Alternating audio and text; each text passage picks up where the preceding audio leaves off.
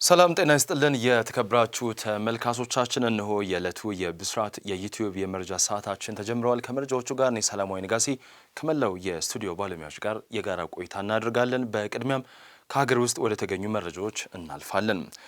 ነዳጅን ከተቀመጠለት የዋጋ ተመን በላይ የሚሸጡ አካላት በቁጥጥር ስር እየዋሉ ነው ሲሉ የገንዘብ ሚኒስትሩ አህመድ ሼዲ ተናገሩ። ሚኒስትሩ የነዳጅ ግብይትን አስመልክቶ በሰጡት መግለጫ መንግስት ለነዳጅ አቅርቦት ከፍተኛ ድጎማ እያደረገ ይገኛልም ብሏል። ይሁን እንጂ መንግስት በውጭ ምንዛሪ ከፍተኛ ድጎማ የሚያደርግበት ነዳጅ ከተቀመጠለት የዋጋ ተመን በላይ በገበያ ላይ እየዋለ መሆኑን በጥናት ተደርሶበታል ሲሉም ተደምጧል። ህገወጥ ድርጊቱን የፈጸሙ የመንግስት ተቋማትን ጨምሮ ተባባሪዎችን በቁጥጥር ስር የማዋል ስራ መጀመሩን አብራርቷል። በመካከለኛው ምስራቅ የተከሰተው ግጭት የነዳጅ አቅርቦት ላይ ተጽዕኖ እያሳደረ እንደሚገኝ የገለጹት ሚኒስትሩ በመጋቢት አንድ ቀን የተደረገው የነዳጅ ዋጋ ማስተካከያም በዓለም አቀፍ ገበያ ካለው የዋጋ ጭማሪ አንጻር ዝቅተኛ መሆኑን ተናግሯል። ይሁንና የቀውሱ ማብቂያ ያልታወቀ በመሆኑ መንግስት በቀጣይ በጥናት ላይ የተመሰረተ የቁጠባ ግብይት ስርዓት እንዲተገበር ያደርጋልን ብሏል። መንግስት የጀመረውን የህግ ማስከበር ስራም ተጠናክሮ የሚቀጥል መሆኑን ጠቁመው ዜጎችም ለዚህ እገዛ እንዲያደርጉም ጥሪም አቅርበዋል። የገዛ እናቱን ለሱስ የሚሆን ገንዘብ ከለከሉኝ በማለት የግድያ ወንጀል የፈጸመው ግለሰብ በእስራት ተቀጥቷል። ወይዘሮ መዲና ጅሎ ነዋሪነታቸው በምዕራብ አርሲ ዞን ነገሌ አርሲ ወረዳም ጨረሮ ቀበሌ ሲሆን የ8 ልጆች እናትና የ63 ዓመት ግለሰብ ናቸው። የልጆቻቸው አባት ባለቤታቸውን በሞት ቢያጡም ልጆቻቸውን በውጭ ሀገርና በሀገር ውስጥ ትዳር መስርተው የልጅ ልጆችን የመሳም እድልም አግኝቷል። በልጆቻቸው እርዳታና በራሳቸው ባካበቱት ጥሪት ጥሩ ኑሮ ላይ የነበሩ ሲሆን ከመጨረሻ ልጃቸው አማና ነቢ ጋር አብረውም ይኖራሉ። ይህ ልጃቸው እንደ ሌሎች ወንድምና እህት ትዳር መስርቶ ራሱን ችሎ እንዲኖር በቤተሰብ በኩል ግፊት ቢኖርም በልጅ በኩል ግን በተቃራኒው በተለያዩ ሱሶች ውስጥ በመግባት ከወላጅ እናቱ ጋር ይጋጭ እንደነበረ የነገሌ አርሲ ወረዳ ፖሊስ የወንጀል ምርመራ ክፍል ኃላፊ ምክትል ኢንስፔክተር ሁሴን ቡሽራ ለብስራት ሬዲዮም ገልጿል። በእናቱ በኩል ከፍተኛ እንክብካቤ ስለሚደረግለት የፈለገውን ነገር በጠየቀው ሰዓት ስለሚያገኝ የሌሎች ወንድምና እህት ምክር ሊለውጠውም አልቻለም። በተለያዩ ጊዜያት ወላጅ እናትን ብር አምጪ በማለት የማስገደድ አዝማሚያ ውስጥ ሲገባ ልጆቻቸው እናታቸውን ወስደው ለማኖር ጥያቄ ሲያቀርቡ እሱን ትቼ የትም አልሄድም በሚል አቋማቸው ጸንተው ራሱን እንዲችል በማለት አንድ ሞተር ብስክሌት ገዝተው ሰጥተውታል። ይሁን እንጂ አማና ነቢ ሞተር ብስክሌቷን ለተወሰኑ ወራት ከተጠቀመባት በኋላ በመሸጥ ብሩን አጥፍቶታል።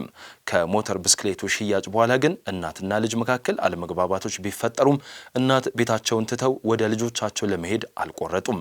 ልጅ በተደጋጋሚ ከሚያነሳው የገንዘብ ጥያቄ ጋር የነበረው አለመግባባትና ግጭት እንዳለ ሆኖ ታህሳስ 16 ቀን 2018 ዓ.ም ምሽት ላይ የጠየቀው በርካታ ብር የግጭት ምክንያት ሆኖ እናቱ ሲተኙና እንቅልፍ ሲጥላቸው በስለታም ቢላዋ አሰቃቂ በሆነ መንገድ አንገታቸው ላይ ጥቃት አድርሷል።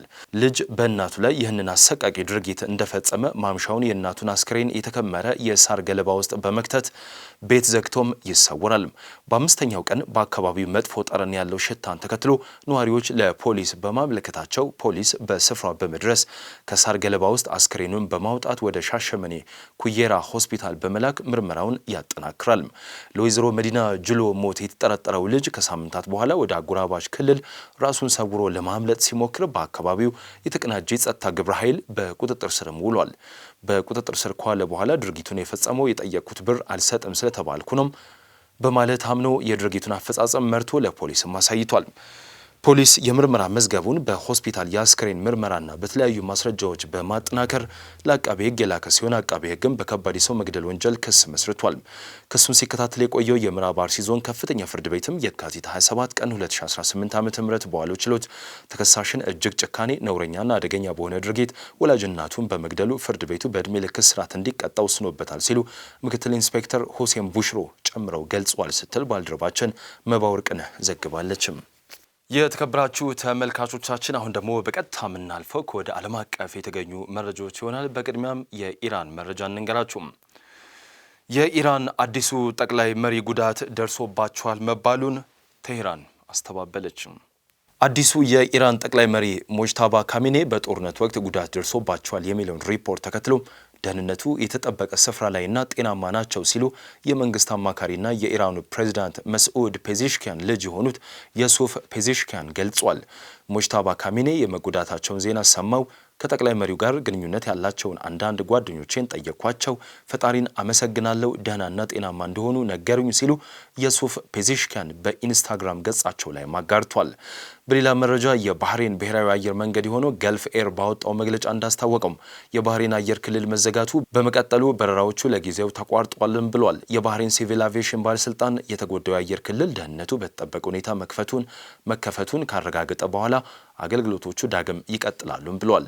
የሲቪል አቪዬሽን ባለስልጣን በራሱ መረጃ ከባህሬን ዓለም አቀፍ አውሮፕላን ማረፊያ አውሮፕላኖችን ወደ ሌሎች አየር ማረፊያዎችን ማዘዋወሩን የሀገር ውስጥ መገናኛ ብዙሃንም ዘግቧል።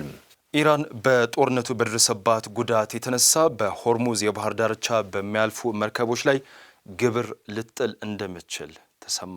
ጦርነቱ እየተባባሰ በሄደ ቁጥር አሜሪካ የኢራንን የነዳጅ ዘርፍ ኢላማ ማድረግ ትችል እንደሆነ ጥያቄዎች እየተነሱ ባሉበት በዚህ ወቅት በቴህራን ዩኒቨርሲቲ የዓለም ጥናት ፋካልቲ የፖለቲካ ተንታኝ ፎአድ ኢዛዲ የኢራን ባለስልጣናት የግጭቱ ኢኮኖሚያዊ ወጪ መመለሱን በማረጋገጥ ላይ ያተኮሩ ናቸውም ብሏል። ከአልጀዚራ ጋር ባደረጉት ቆይታ ኢዛዲ እንደገለጹት በኢራን ውስጥ በርካታ የነዳጅ መሰረተ ልማት ላይ የሚደርሰው ጥቃት የአሜሪካ ስትራቴጂ አካል ሊሆን ይችላል ብለው እንደሚሰጉም ገልጿል። አዎ ሰዎች ስለዚህ ጉዳይ ይጨነቃሉ በማለት በኢራን የነዳጅ ኢንዱስትሪ ላይ ጥቃት ሊሰነዘር እንደሚችልም አክለዋል። የኢራን መሪዎች በጦርነቱ ወቅት ለደረሰው ጉዳት ተጠያቂዎች በመጨረሻ መክፈል አለባቸው ብለው ያምናሉ። የኢራን መንግስት ባለስልጣናት ሌላኛውን ወገን በኢራን ላይ እያደረሰ ያለው ጉዳት እያንዳንዱ በመቶኛ የሚከፈለው መሆኑን ለማረጋገጥ የወሰኑ ይመስለኛል ሲሉም ተደምጧል። የጦርነቱ ኪሳራን ለማካካስ ክልላዊ የመልሶ ግንባታ ፈንድ መፍጠርን ጨምሮ በኢራን ውስጥ እየተሰራጩ ያሉ ሀሳቦችን ዘርዝረዋል። እኛ የክልል የመልሶ ግንባታ ፈንድ ላይ እንሰራለን። ይህንን ጉዳት የፈጠሩ ሰዎች በዚያ ፈንድ ኢራንን ዳግም መገንባት አለባቸውም ብለዋል። ሌላው የጠቀሱት ሀሳብ በሆርሙዝ ባህር ውስጥ የሚያልፉ መርከቦችን ግብርን መጣልን ያካትታል። የተከበራችሁ ተመልካቾቻችን የዕለቱ የብስራት የዩቲዩብ የመረጃ ሰዓታችን የተከታተላችሁት ይመስል ነበረም።